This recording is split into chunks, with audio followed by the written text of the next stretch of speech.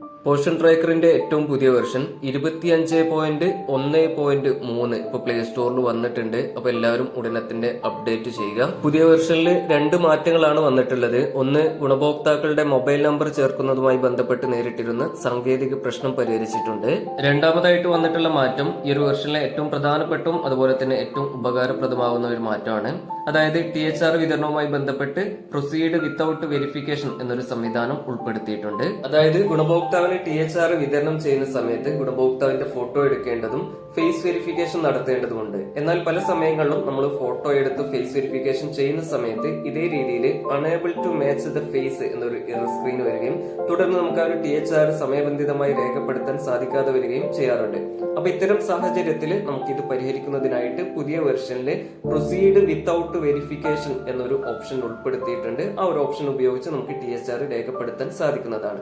അപ്പൊ ഈ ഒരു ഓപ്ഷൻ എങ്ങനെയാണ് ഉപയോഗിക്കേണ്ടത് എന്നതിനെ കുറിച്ചും എന്തൊക്കെ കാര്യങ്ങളാണ് ഇതുമായി ബന്ധപ്പെട്ട് ശ്രദ്ധിക്കേണ്ടത് എന്നതിനെ കുറിച്ചും വിശദമായിട്ട് മറ്റൊരു വീഡിയോയിൽ പറയുന്നുണ്ട്. അത് ഉടനെ തന്നെ നിങ്ങളിലേക്ക് എത്തിക്കുന്നതായിരിക്കും. അപ്പൊ ഇത്രയും കാര്യങ്ങളാണ് പുതിയ അപ്ഡേഷനുമായി ബന്ധപ്പെട്ട് നിങ്ങളിലേക്ക് പങ്കുവയ്ക്കാനുള്ളത്.